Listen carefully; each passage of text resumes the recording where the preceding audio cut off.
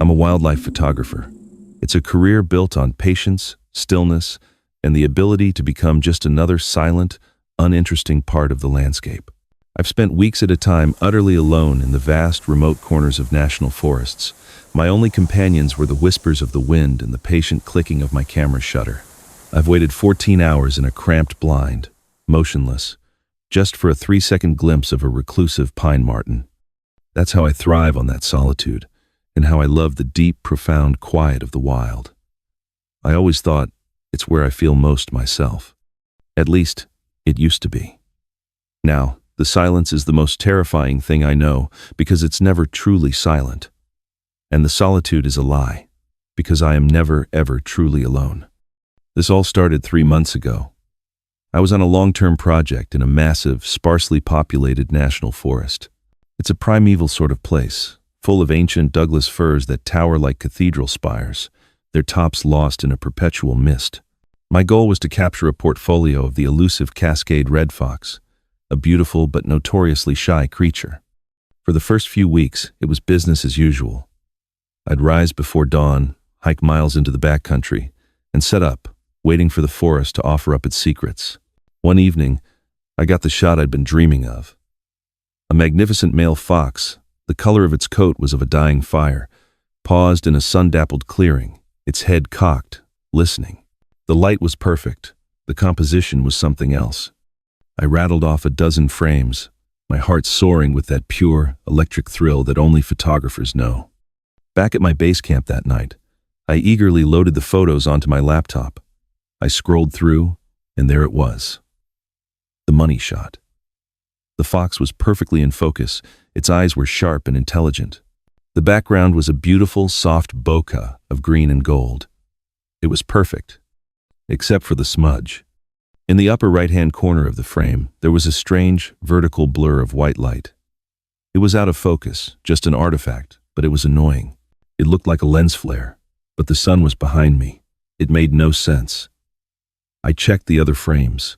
It was there, in the exact same spot, in every single one. A persistent, ghostly slash against the otherwise perfect image. I sighed, chalking it up to some weird internal reflection in my lens, and made a mental note to clean all my gear thoroughly. A week later, I was photographing a herd of elk by a river at dawn. Again, a perfect morning. The mist was rising off the water. The great animals were silhouetted against the nascent light. It was a primordial, beautiful scene. I took hundreds of photos. And when I reviewed them later, the smudge was there. Different location, different time of day, different lens. But the same vertical, out-of-focus slash of white light always in the upper periphery of the frame. Now, I was more than annoyed. I was obsessed. I thought to myself that it was a consistent technical problem, a something I needed to solve. Was it a scratch on my camera's sensor? A flaw in the shutter mechanism? I spent 2 full days troubleshooting, running diagnostics, taking test shots of blank surfaces. I found nothing. My gear was, by all accounts, in perfect working order. The only way to solve it was to recreate the conditions. I went back to the clearing where I'd photographed the fox. I set up my camera on a tripod in the exact same spot at the exact same time of day. I framed the shot identically. And then I waited. My goal was to see the flare appear through the viewfinder before I took the picture. I sat there for hours, still as a stone, my eye pressed to the camera. The sun dappled the clearing. A gentle breeze rustled the leaves. The forest was quiet. But as the afternoon wore on, a new feeling began to creep in. A low-grade, primal hum of anxiety. It was the feeling of being watched. It's a sensation every creature in the wild knows. A prickling at the back of your neck, a sudden, cold awareness that you are no longer just an observer, but are also the observed. I slowly, carefully, scanned the tree line, my eyes searching for the glint of an eye, the twitch of an ear. I saw nothing, but the feeling grew stronger. It was coming from my side, from the very edge of my vision. I kept my head perfectly still, my breathing slow and even, but my eyes darted to the right, and I saw it. For just a fraction of a second, It was a tall, wavering shape, like a column of heat haze. It was the shape of a man, long and thin, and it was hanging upside down from a thick, high branch of a fir tree, its form indistinct and shimmering. The moment my brain registered the impossible image, I snapped my head to look directly at it. And there was nothing there, just the tree branch, empty against the sky. The forest was still. The feeling of being watched was gone. I sat there, my heart hammering against my ribs, my mouth dry. I told myself I was overtired, that the solitude was getting to me. I was seeing things. It was a trick of the light, a figment of a sleep-deprived imagination. I packed up my gear, unnerved, and hiked back to my truck. I needed a break. I needed to see other people. I drove to the nearest ranger station, a rustic little cabin that served as the park's administrative hub. There were 2 rangers on duty, an older, grizzled man with a kind, weary face, and a younger woman. I made some small talk, bought a new map I didn't need, and then, trying to sound casual, I asked my question. "Hey, this is going to sound weird." I started, "But have you guys ever seen strange things out in the deep woods? Like tricks of the light?" The older ranger looked up from his paperwork. He and the younger ranger exchanged a look. It was a brief, knowing glance, but it was enough. "What kind of tricks of the light are we talking about?" he asked, his voice a low, calm rumble. I felt like an idiot, but I pressed on. "Like a shape, a tall, shimmering shape, of a man hanging upside down from a tree. You only see it out of the corner of your eye." The younger ranger's friendly expression tightened. The older just sighed, a long, tired sound, and leaned back in his chair. "The upside-down man," he said. And it wasn't a question. "Yeah, we've seen him. Most of the folks who spend enough time out here have." A wave of cold relief, immediately followed by a wave of colder dread, washed over me. I wasn't crazy, but that meant the thing was real. "What is it?" I asked, my voice barely a whisper. "Don't know," he said, shaking his head. "Don't want to know. It's just a feature of the landscape, I guess. A weird, local phenomenon, like a magnetic anomaly or a patch of strange fog. But what does it do?" "Nothing," he said, leaning forward and fixing me with a serious paternal gaze. "It does absolutely nothing, as long as you do nothing too. That's the one and only rule, son. You see him in the corner of your eye? You keep looking straight ahead. You feel him watching you? You pretend you don't. You do not acknowledge him. You do not engage with him. And you sure as hell don't go looking for him. He's a thing you're only supposed to see by accident. You start making it on purpose, and that's when you get into trouble." "Trouble?" I asked. "What kind of trouble?" "We don't know." The younger ranger chimed in, her voice tense. "No one's ever been stupid enough to find out. It's just common knowledge, a professional courtesy among those of us who work out here. You leave him alone, and he leaves you alone." I left the ranger station with my mind reeling. Their warning was stark and absolute, but they had also given me something else, a validation and a name. The upside-down man. And the smudge in my photos, it was a vertical shape of light, a shape like a man, hanging. It was him. My camera could see him, even when I couldn't. And that's where I made my mistake, my fatal, arrogant mistake. I'm a photographer. My entire life, my entire purpose, is to see things and to capture them. To be told that there was something out there, a real, observable phenomenon that I was supposed to ignore, it was anathema to me. It was an irresistible challenge, and the ranger's warning was just a dare. I went back into the woods, but this time I was hunting for him. My entire methodology changed. I'd find a spot and wait, not for an animal to appear, but for that familiar, prickling sensation on my skin. The moment I felt it, I wouldn't move my head. I'd keep my eyes locked forward, but I'd raise my camera, aiming the lens not at what I was looking at, but at the periphery, at the space where I felt he was, and I'd shoot. The first photos were chilling. The vertical smudge just grew. It was a brilliant, searing slash of overexposed white light, sharp and defined. It looked like a wound in the fabric of the photograph, a tear through which a sterile, featureless light was pouring. And with every photo I took, the slash grew wider, brighter, more aggressive. It was like I was annoying it, and it was screaming back at me through my own camera. I became possessed by it. I stopped eating properly. I barely slept. I was fueled by a manic, obsessive energy. I filled memory card after memory card with these impossible images. The creature was always there, just at the edge of my sight, a shimmering, wavering promise. And I kept shooting, trying to get a clearer image, trying to resolve that blinding white light into a discernible form. Then, my camera died. I was in a deep, mossy canyon. The feeling of being watched was a palpable, heavy pressure on my right side. I raised my camera, aimed it into the periphery, and pressed the shutter. The resulting image on the small LCD screen was pure, blinding, white. A completely blank frame. I tried again. White. I aimed it at my own feet. White. He had broken it. Or, more accurately, he had filled it. My camera could now only see the blinding, featureless light of his presence. It was useless. Any sane person would have stopped then. They would have taken the ranger's warning to heart and gotten the hell out of there. But I wasn't sane anymore. My obsession had burned through my reason. The loss of my camera just felt like a challenge, and now I would have to use my own eyes. I continued the hunt. I would walk through the woods until I felt the familiar presence. Then I would stop, and I would try to see him. I'd keep my head pointed forward, but I'd strain my eyes to the side, trying to resolve the shimmering, wavering shape in my peripheral vision. I'd try to hold it, to focus on it, to force it into clarity. And that's when the smudge moved from my photos to my own vision. It started as a small, barely noticeable floater in the corner of my right eye, a tiny, translucent blur.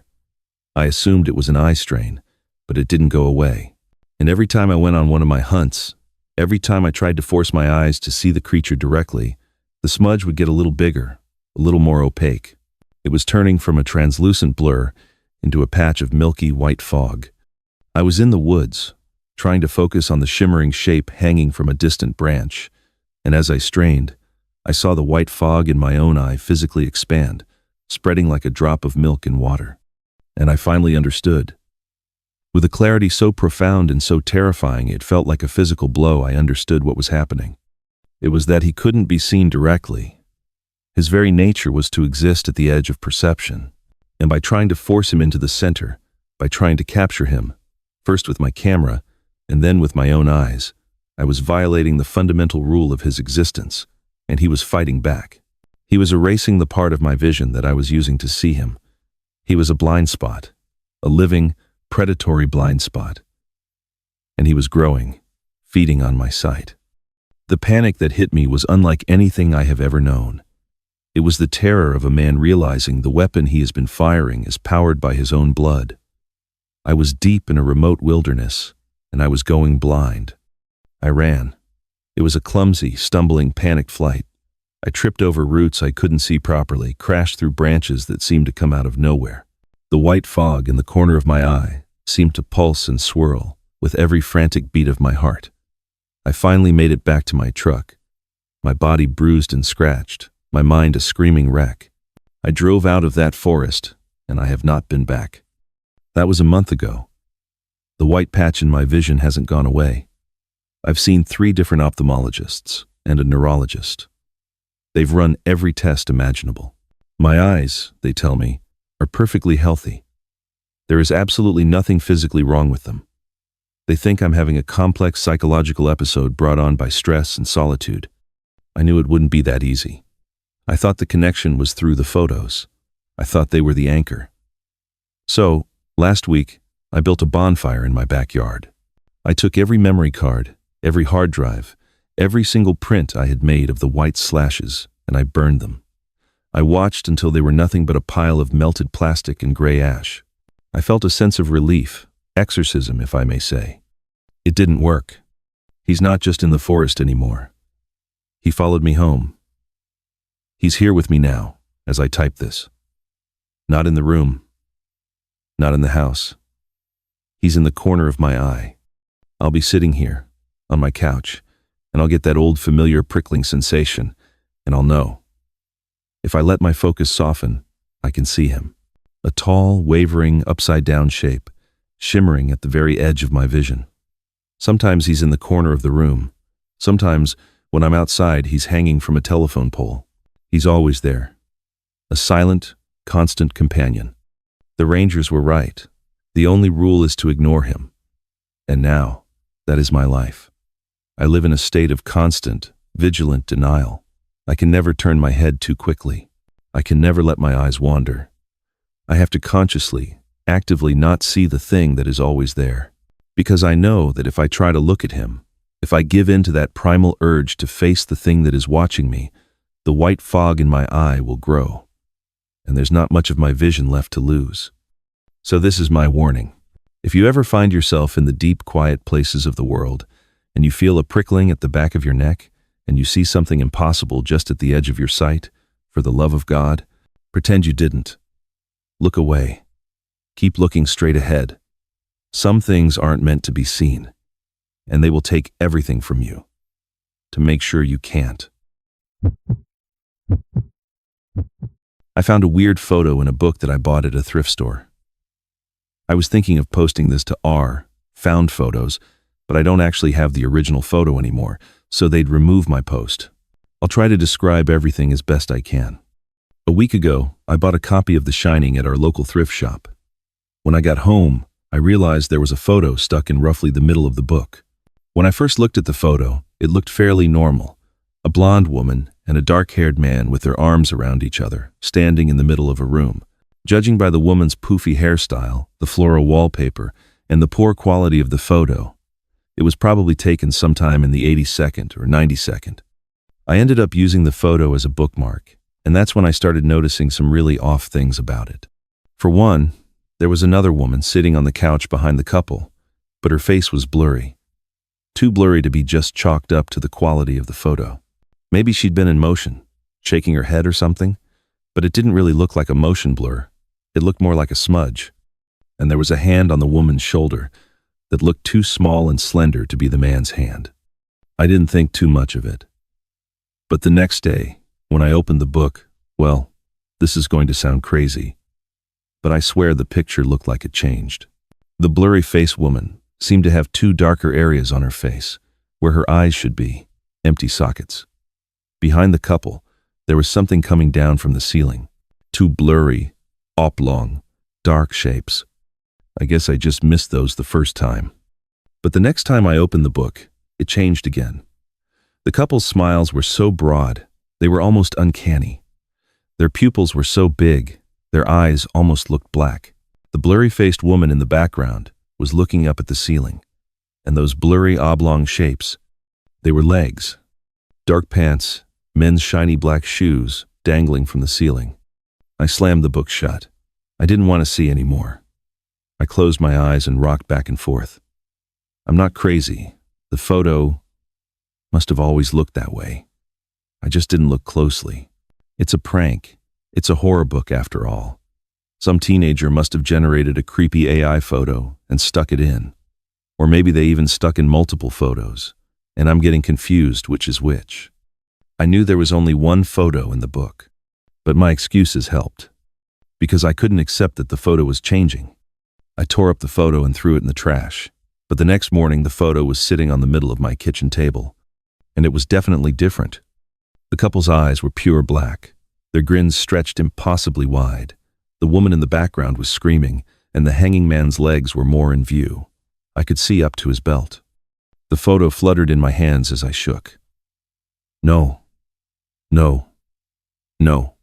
Kriaok. I was staring at the photo, but in my peripheral vision, I could see two oblong dark shapes hanging from my ceiling, slowly swinging back and forth. Thump. Whatever it was, fell to the floor. I scrambled out of the kitchen and ran for the door. As I ran through the living room, I saw a woman in the corner of my eye, sitting on the couch, mouth open impossibly wide, screaming. I grabbed the doorknob. Something clawed at my arm, but I burst out into the front yard and continued running. I didn't turn back until I was at the road. Just barely. I could make out the shape of two people standing in the shadows of the doorway. A man and a woman, with black eyes. I looked down at my arm, the 4 scratch marks pooling blood. The next day I visited a little library.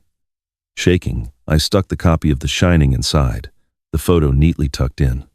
My arm was purpled with bruises, and the scratches had turned an awful, necrotizing black. I didn't want to curse anyone else, but I also didn't want to die. So I'd scrawled on the title page of the book, "Pass it on,